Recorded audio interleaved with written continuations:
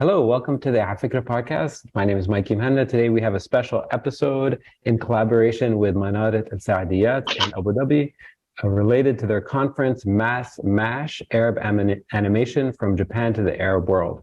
With us, we have a special guest, Raghad Odeh, who is an animator, a force of nature, an illustrator, and many other things. And I'm really excited to speak to her about her work. Raghad, welcome to the podcast. Hello, I'm excited as well. So this conversation is happening because there's a conference happening in Abu Dhabi all about animation and the relationship of Japanese animation and its influence in the Arab world. It's happening on December 11th and 12th, and you're going to be taking part at Manarat Al Saadiyat. But before we talk about the conference, I'd love for you to answer the question that I'm sure you get all the time, which is, Raghad, what do you do? I like to say I'm an artist. That's a general word that summarizes everything else that I do, from drawing and animation to children's books and children's stories, and a variety of things between motion graphics, graphic design. But the thing that I'm most passionate about is just children content creator and young adult content creator. When did you first get interested in becoming an illustrator? When did you think to yourself, I actually like this more than my friends who, are doodling in class? Yes. Um, all all my life, ever since I was young, I've always drawn better than my classmates. And so everyone has been saying, oh, she's the artistic one, she's the artsy girl. But I didn't take it seriously. It was more of a hobby until later on in life, I started to realize, okay, people around me are attracted to what I'm doing. Everyone's interested. Maybe this is something that I can pursue in life, right? And so I used to think that drawing is not like in itself is a career. I thought maybe I should be an art fashion designer because that's involving some drawing. But later on, I started to discover the creation of books and the creation of animation, and that there are actual people that are behind these projects that I love so much. So I decided that okay, maybe this is something that I can be doing. Maybe I can create books and I can create stories and I can create animated films and series. When did you actually start showing people your work outside of your close friends and family and like teachers and stuff like that? Oh, this is going way back. I started showing my work on the internet. Um, I think maybe around the sixth grade, I started joining only art forums and maybe some like English websites like DeviantArt and Newgrounds. And so I was making just amateurish stuff on there, not really to a professional level, but I think I started taking it seriously and just producing something that's more professional after I created my current Instagram account, which was maybe way back in 2014. So where did you learn? I mean, it's amazing because anyone who goes to your YouTube page after this or goes to your Instagram after this will see you upload all these different tutorials. When did you first start learning all the tools and skills needed to begin to, publish this work, do professional quality work? How did you actually learn this stuff? My learning process was very gradual. Like I said, I was always just a better artist than my classmates. But I think the year where I really leaped with my art skills was when I was in the sixth grade. My parents, against my will, put me in an English-speaking school, which I was so scared of because I was a grade A student. I always got A's, but I thought I will never be able to do that in English. Um, now I adapted very quickly, and I think my ability to speak in English has unlocked so many doors for me. I was able to watch some YouTube channels that taught me how to draw something like Cyprius and Cypria Yasin and the KNKL show, and all these English speaking creators that really taught me things that I wouldn't have learned otherwise. Amazing. Okay, I want to jump directly into some of your projects, and I want to start with one of your short films. So it is called What Are You Afraid of? And it's an animated short film. It's on YouTube, and I'm going to have it playing on in the background. So for those of you who are watching the YouTube video as opposed to the podcast, you can have the pleasure of seeing some of it. I want you to take me back, and we're going to go through the process behind creating something like this. When I watch it as a viewer, I'm not an animator, I'm not an illustrator. I have no idea how this is made. I mean, sometimes you see these videos of like, you know, cool Pixar people, you know, making making like Wall-E, and you're like, oh my God, this is incredible. But I really have no idea how this is actually put together. So take me behind the scenes a little bit, you know, the step-by-step process from the idea to complete execution to me seeing this now. I think what creates a really powerful animation film, next to of course, the technical skills, the beautiful colors, the ability to draw well, the most important aspect of the whole process is the idea. You must have a really good idea, or else your film, it might look pretty, but it won't be memorable, right? So the idea for What Are You Afraid of started with me just a long time before I even started working on the film. I saw a vision of my head of this little girl who turns into a warrior, a brave warrior, and defeats a monster. And I knew I wanted to create a film around this idea of her courage turning her into a warrior. It took me a few months or years, maybe, until I decided to finally execute this. So the first step after the idea was to find the team that's perfect for this style. And I started going around artist groups, or even on WhatsApp, or even on Instagram, just looking for these people who can support me in making the film and reaching out to them. It was either people that I knew well and I've collaborated with and I can start, trust that they can actually progress with me, or it was people that I saw their work, their work was captivating, and also it was matching to the art style that I wanted. And I reached out to them, and we decided to form this team together. And I think it's worth noting that I've also seen accounts for people that were their work was really, it's beautiful, it's breathtaking, but I didn't contact them for this project. I still was friends with them because their art style was different. So I want to tell artists out there that sometimes it's not about, you know, the skills, it's about your art being a fit for the project, and this can happen, you know, to anyone. Anyway, so moving on, I started with a limited number of people, and then I expanded the more I needed people in the group. That is because I didn't want to add people to the group and they were just waiting around for the role. I wanted everyone to come in already fit in nicely and already having tasks. So I started with my core group, and for these core group of people, I wanted them to feel at home when they're making this film. I didn't want them to feel like they were just following someone else's vision. I wanted them to be more involved in the process and to actually feel like this film is theirs as well. It's their property and they can do whatever they want. So we started with a meeting where we started talking about the story and where we wanted to take it. We started writing the stories as a bullet point, which is not yet a script.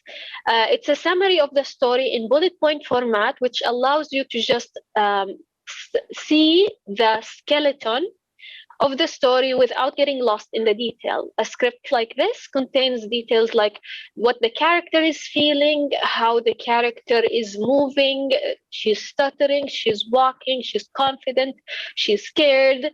And the next step is taking these bullet points after we've organized them and change them into the script. Now, the difference between the previous form of writing the story and the script is that the script contains camera angles and the movement and how we interpret the way the character is feeling scared. We change that. We don't use the word scared. We use the word she moves her sword, violently everywhere. Her eyes widen, her body shivers, or yani, just take the feeling and translate it into a visual. Okay. So after writing this script, we took that script and we translated it into a storyboard. Now, most studios, when it comes to storyboards, they try to designate a person and specialized in storyboarding and keep him there. Instead, I wanted to involve everyone in the process, so I allowed each person to translate a portion of the script into storyboards all by herself. So we divided it into fourth, and everyone had a range to start with.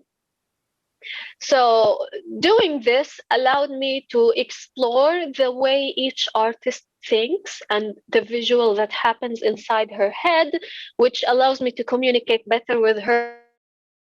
And the second thing is that I discovered that one of our artists is actually really talented when it comes to storyboards because she's fast and she creates panels that are expressive. And of course, storyboards, they don't care about the detail of the artwork. They don't care about how pretty you make the panel look. It's more about the clarity, the proportion, the perspective, all these things, the emotion that the character is feeling should be clear within a thumbnail sized panel. Right? So after we finalized the storyboards, of course, there's been some changes, some reiteration, and just making sure the length of the film is under control. We took the storyboards and we started splitting up in our tasks. So from this point, everyone was doing the same thing. Now we need to specialize more, right? So we started by creating the layout, and the difference between the storyboards and the layout is that the layout is more accurate to the file size. It's not a thumbnail size. It's the size of the screen. If there is some camera movement, of course, the size of the layout will get bigger, and it will identify the placement of the trees, for example, or the placement of the character and where she will move, where the camera will move accurately. Following the layout process, we took that and we turned it into the animatic. Meanwhile, someone else was doing the character designs and someone was doing the background designs. And of course, before we get to the character and background design, we have to go through the color script. Now, the color script is very important. You should never forget it. And these color scripts, they're useful because they tell you how the film will feel like before you start working on it. You need to finalize the feeling and the atmosphere of your film. If you look at the color script, you can quickly see where the story starts and where it's most difficult and where it begins to relax and end. And you can see it through the colors. The colors are the fastest way in which you can convey emotion. And also using the colors that we've done in the color scripts, we were able to pinpoint the character design because we wanted to contrast her with the darker background, the darker bluer background. We decided that the character needs to be the contrasting color to blue, which is yellow, red, and with a yellow lighting, right? Now, taking these colors, turning them into character design and background design, we had the raw material to make up the film. From that point on, we just needed to animate. So all this process that I just explained, it took a month, right? Maybe like a month and a week. And that's all of this happened, and we still didn't even begin animating yet. Just to tell you how much you need to put a lot of thinking into your project, because the more you've thought out all these details right at the outset, the easier it will become to move on in the future, and the faster your project will progress, right? And creating all these things at the start, it felt like we were much like our character. We were walking through a dark forest and we had a flashlight. The farther away the flashlight showed us, the faster we moved, and the more obscure details were ahead of us, or the shorter ahead we were able to see. I noticed the slower our progress has become, right? Now we moved on to the animation phase, and because we worked most of these details, we were able to progress quickly. We started by sketching or creating the rough animation for the character, and with the rough animation, we didn't even go by order. We started with the easier shots and then moved up to the more difficult shots, right? This has two advantages. First of all, as you progress through working on your project, you will notice that your art style will slowly develop. It will change. You don't want that to be noticeable. You don't want someone to compare the first shot of the film with the last shot and see the difference, right? So you work out of order. That's number one. Number two, it's because we are starting, when we're starting the film, we feel more energetic, but as we move forward, we start to lose that energy. So maybe you want to get the clearer shots of the character the best first. Next, when it comes to rough animation, you start with the key animation. So what's a keyframe? The keyframe is when, for example, my hand is moving like this. The key frames should be where I start, where it is like changes drastically, and where it ends, right? So we drew these first, we rough them out, and that's called the key animation. Moving on, you take this key animation and you create the betweens, like so, right? So, and these rough animations, they're not like the line work. They're not really accurate representation of where each line will be placed. It's more of a rough or a sketch of how the character will be like. But then you do the line work. Now, the line work is more accurate. It's one thin line, and that's why you start to sometimes see all your errors. So through this line work, you need to have a really keen eye to look out for any wobbling where the character will get bigger or smaller through the same clip. You have to control that, and after controlling all these errors, we do the fill animation and then the shading. After we've done the animation and after we've colored all of our Raghad, it's amazing how much detail there is. I love that you're able to like walk through the how much work goes into it. So sorry, I didn't mean to cut you off. I'm just marveling at it. Keep going.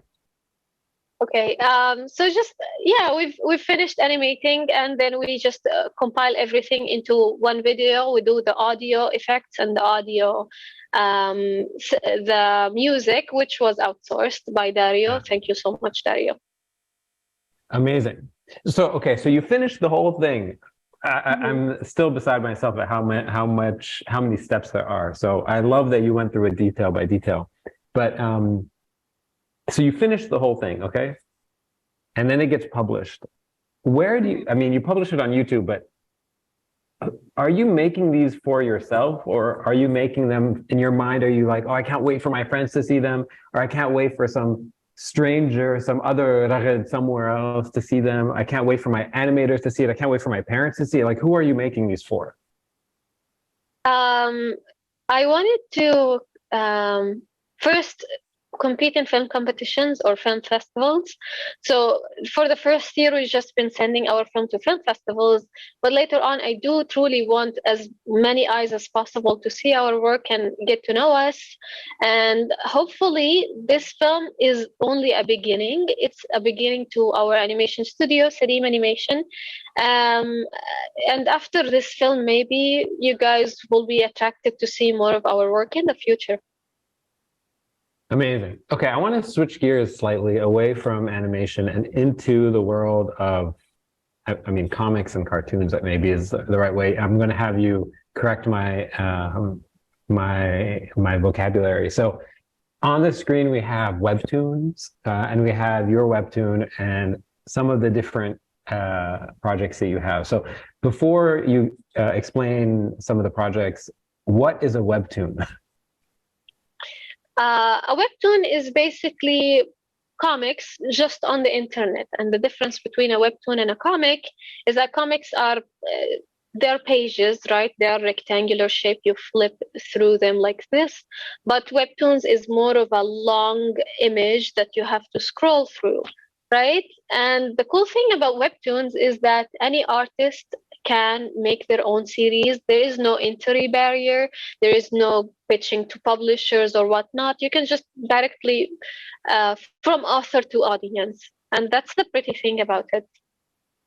Amazing. So can I ask you a question? Okay, this is going to sound like a silly question, but since this whole conversation is, all about sort of from Japan to the Arab world, what is the difference between anime and manga and webtoons and comics? Like, help me with just the basic vocabulary. It's basically the same thing, just through a different medium. I think manga is just when a Japanese artist makes it for a Japanese audience. Of course, that definition now became more worldwide. It would probably define better something that's created to look in the format of Japanese comic books, right? Yeah. And I think comic books is reminds me more of like Western types of illustrated stories, and they're just created by Western people, and they're more colored. They're a different format. Usually, the type of storyline is different. It's closely linked to superheroes sometimes, and then you Yeah. have webtoons, which are created on the internet. But really, if you think about it, I think all of these things intersect somewhere. Like I've seen some manga looking webtoons or comic book looking webtoons on the internet. And I've also seen like Western media creating what looks like a manga. It's just, I think Yeah. this is the cool thing about the internet and the world we live in today is that everything is intersecting and everyone is learning from everyone. Yeah, for sure, 100%. Okay, let's talk about one of the series that you have on Webtoon, which is Peasant Queen, which is your longest running series, which started in 2018, and the most recent episode or the most recent uh, sort of version was version number 81. So it's been going on for quite some time. So tell us a little bit about this series, Peasant Queen. Who is the Peasant Queen? Right. The Peasant Queen story, it revolves around a girl named Masa. She is a princess. She's born in the palace. One of the servants working in the palace kidnaps her and raises her as his little sister. He escapes with her to a house full of other kids who are parentless. He lies and says, she's my little sister. We're orphans and they live in this house. She makes lots of friends with the kids there and she basically grows up like a commoner. Later on, she will grow up to discover the truth and she will depart from home. Now, the story of Peasant Queen is something that started way back before 2018 when I created the first episode. It started back in 2015. And this is, again, comes back to the thing I said earlier about ideas. But sometimes when they hatch, you need to grow them for a while. It can take months to years until you execute the idea. And of course, when I started thinking about Peasant Queen, it didn't look like the way it looked like today. It evolved a lot until she became the person that she is now. Yeah, and I think this story is made for Arabs by an Arabic artist, and I love that people would come to me and be like, okay, this is the first time on Webtoon that I see an Arabic creator making an Arabic story. Finally, we have some representation. And I think that's my proudest thing about this project. That's so nice. I mean, so some of the slides that we have on, some of them, the sort of the text boxes are in English and in Arabic. Some of them are only in English. Is it an entirely bilingual series, or is it does it sort of oscillate between the two? Now, I think when I made the story, I made it for an Arabic audience in mind. However, people on Webtoon, they're not Arabic speakers Yeah. mostly. They're English speakers, and that is why I started it in English. However, I am working on an Arabic book, and I will publish it in Arabic, of course, eventually. Right. But for now, you can see Masa related content on my Instagram and my TikTok. She Yeah. speaks Arabic. She's an Arabic girl. So I want to talk about, you mentioned, you alluded to this earlier about sort of the evolution. So on the screen, I have a slide from one of the first editions, which was in 2018, and a slide from the most recent edition, which is in 2021. I wonder how Masa has changed in your mind and how you as an artist have evolved, but also she as a character has evolved. That's a really good question. Yes. Now, us creatives, when we make something that it will have an essence of us inside of it, right? And I started to see this later on after I started creating mass. I started to see myself better. Strangely, before when I started Masa, she looked different. Her view about the world was very different. And then slowly, as I move on in the story, I'm rewriting and rewriting the ending and the middle multiple times. And I start to notice how the ending changes, the way Masa will interact with her world shifts according to the lessons that I've learned in life. And I truly think that Masa's journey resembles mine in a way. Yeah, it's interesting because like on your Instagram, this running thing, you know, like draw this in your own style, draw Masa in your own style. And I wonder if you feel like she is like she can be an icon in this region. You talked about representation, right? And so you know, little kids all the world over, especially in like a very marvelized Hollywood world, you know, have Spider-Man pajamas and Iron Man things and Thor and like all these very Western characters by definition. And there Yes, aren't that many homegrown heroes, right? yes, Even somebody like Captain Majid, right? Like it's not exactly it's not exactly homegrown, right? So this idea of having a homegrown hero, um, I wonder if that's, you know, if you realize that that might be some of the effect your work is having. right. Yes. Um, actually, Masa didn't always look like this when I first designed her. She looked she looked a lot more like myself when I was younger. You do this passively; you don't even think about it. Masa had my skin color and my hair type, and she had the same like character or energy to her the way I was when I was a child. And then I changed my mind about her, and I made her to look completely different when I heard the story of one of my friends at school where she got bullied by a teacher, and I thought, this is so unfortunate. Like this is one of the people where I looked up to. My friend was really smart. She's really talented. She's better than me in every way. And I was learning constantly from her. Every time I need advice, she's the one that I go to. So how could somebody look down on her just over reasons? And even worse, I've met little girls so young, and they come to me and they talk about how they're insecure about the way they look. Oh, you're so lucky you look like this, and I wish I looked like you. I'm ugly. And the girls that I'm talking about here, they're 10, 12 years old. You're to be thinking about these things. I wanted to create a character where it will show them that someone who looks like you can be so beautiful. She can be a positive example for you. You don't have to be so hard on yourself. And beauty exists in every shape and form and color. And I hope that Masa can be a positive example for all little girls out there. Well, you know, it's interesting.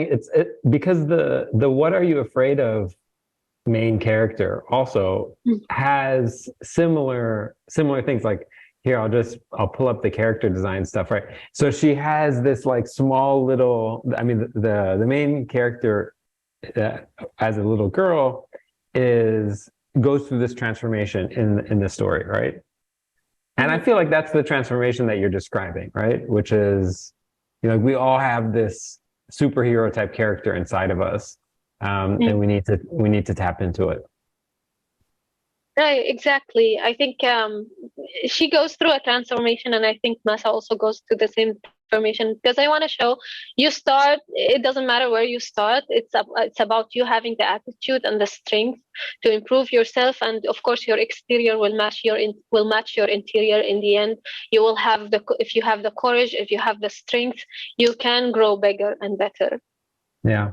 Who are some of your sources of inspiration, like when you were a kid? What animation did you love? What films did you love growing up that sort of helped you and inspired you from both a technical perspective, but also from a storytelling perspective?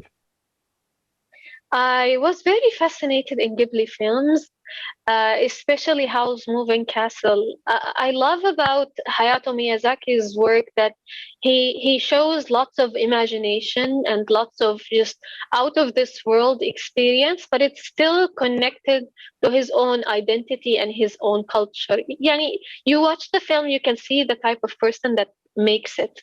And what's more inspiring is how he mixes this out of world experience, this mythical experience with real life and just everyday's mundaneness.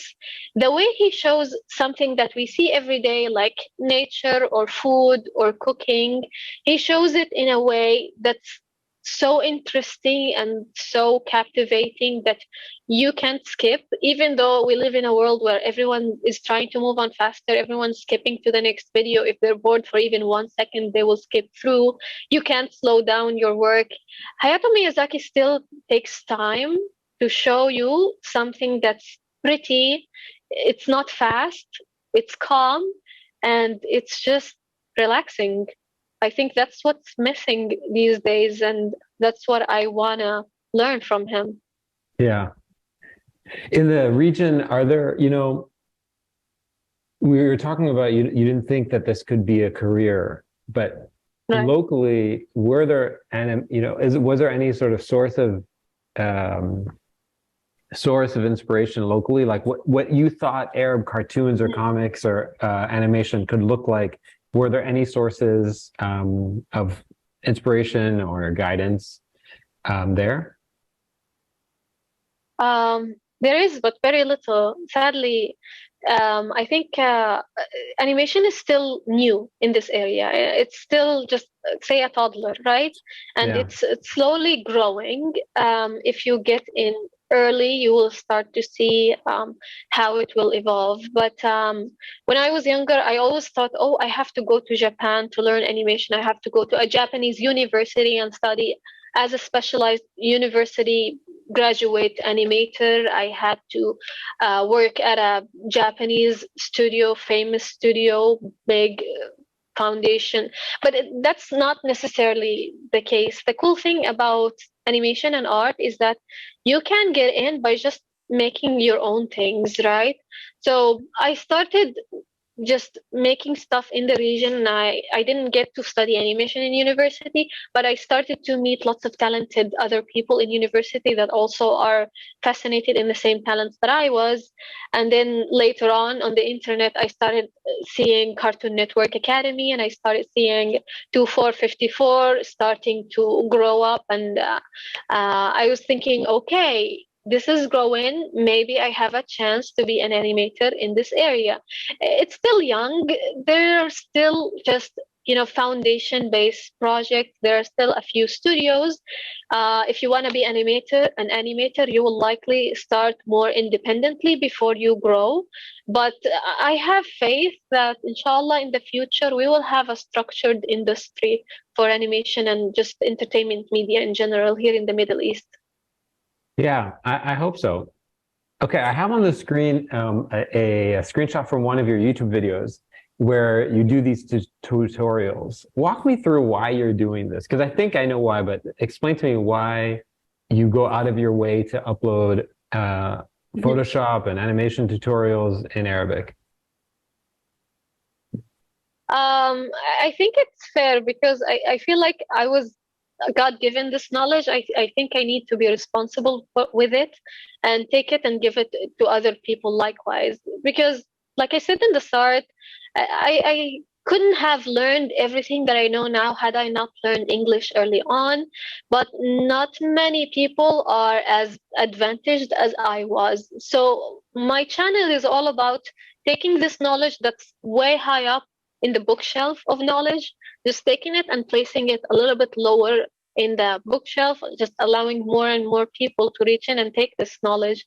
And I'm making this because there isn't enough professional grade tutorials for Arabs in Arabic to learn art and animation. And if we want this industry to start to see the works we wish existed when we were young, then we should also help out everyone. We should distribute this knowledge, just allow people to yani, develop their skills more, just give them the knowledge that we have.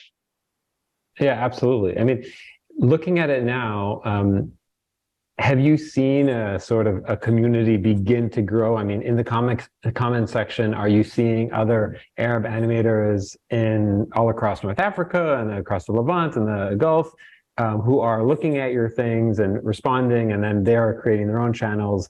Is there a community really growing? Yes, of course.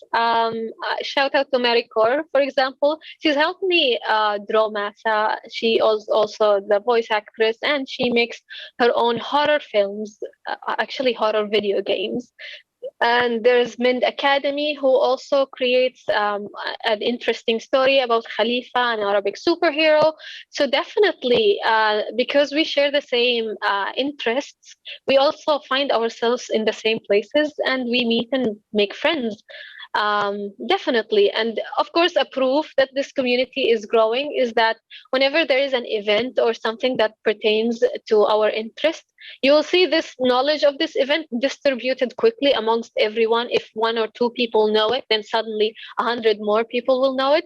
Definitely, this community is starting to lump together, get connected, and get bigger and better. Yeah, that's so cool. So when this episode goes live, then they'll all hear about it, and hopefully we can begin to help grow the community even more. I have to ask you about one of my favorite things after I was like looking into your YouTube page was the name of your YouTube account, which is Boss Arts. And anyone who's listening to you realizes that you're super confident and you're totally on top of everything and you seem like you are the boss. What was the process behind picking that as your handle and sort of your banner? I have a history of pretending to be a boy on the internet, mainly because I wanted to just get away from the annoyingness that comes with people finding out you're a girl. It's like a unicorn you've watched a unicorn or some mythical creature. No, so I wanted a name that can be both a boy or a girl, but at the same time, I wanted it to be something awesome. I've always known that I wanted to start my own animation studio. I wanted to be a boss. I wanted to have people working with me. And my art is amazing. It's beautiful. So boss is just the ideal word that describes me best. I love it. I love your confidence. I love that you're a fan of yourself and your own work. I love it. It really puts such a smile on my face. Let me ask you two last questions before we do the quick Q&A. One of them is, what are you working on these days? And what can we be excited about? So that's the first question. Go ahead. Right now, I am working on founding my animation studio, Sadeem Studios.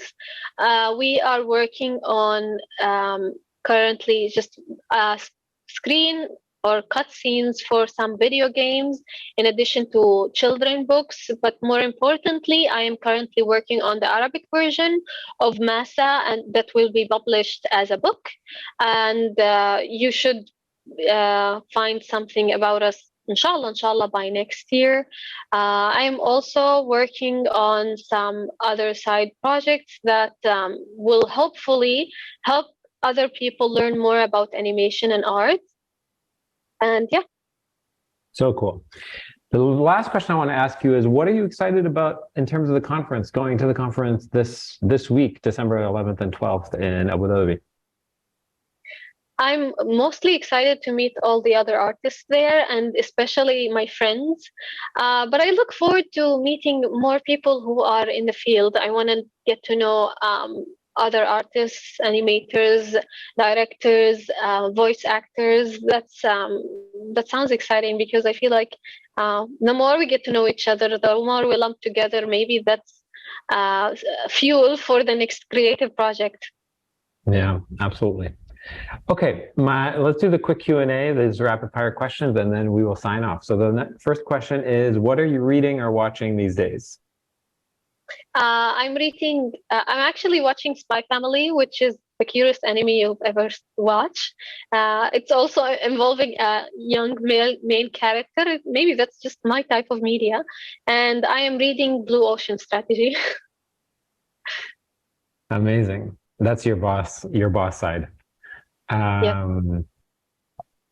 Okay, who would you love to shadow for a day, past or present? I would love to shadow Rasha Rizq. I feel like there's so much that I can learn from her. And her being in the industry, maybe she knows a lot of people that I would be excited to get to know. And I want to see the behind the scenes for the projects that I am a fan of. Cool. Yeah. What are some of those projects so people can look them up? Have you heard of this first sci-fi animated series? No, tell me about it. Well, it's created by Barajoon Entertainment, and it's about this female main character. It's got to do with space. It's not yet released, but I am looking forward to it. Cool. Yeah. What do your friends and family misunderstand about your work? Okay.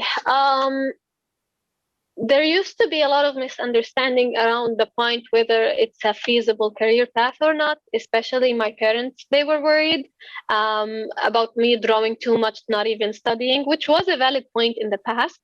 But now that they've realized that this can actually turn into something big and it can be a career path, they've become my biggest fans. The most misunderstood thing about, for example, Peasant Queen is how people they insist on shipping her.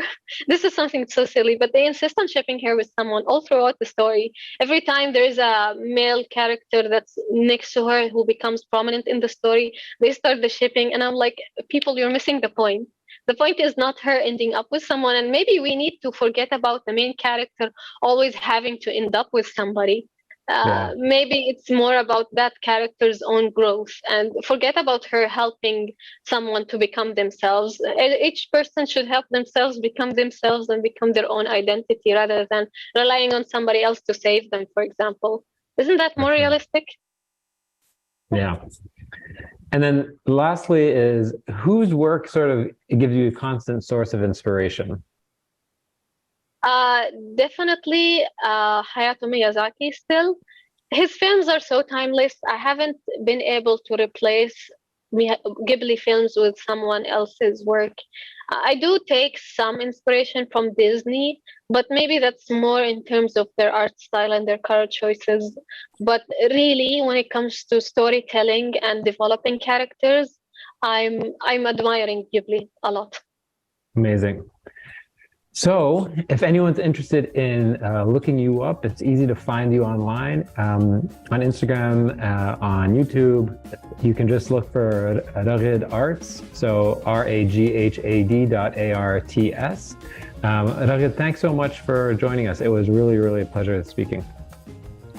Thank you so much. Thank you for having me. And I'm very excited to Smash, and I hope to see everyone. Yeah, and I will see you there too. So if anyone's interested or close to Abu Dhabi, come by the conference. It's on December 11th to 12th at Manarat Al Saadiyat. Thanks so much for listening, and we hope to see you there.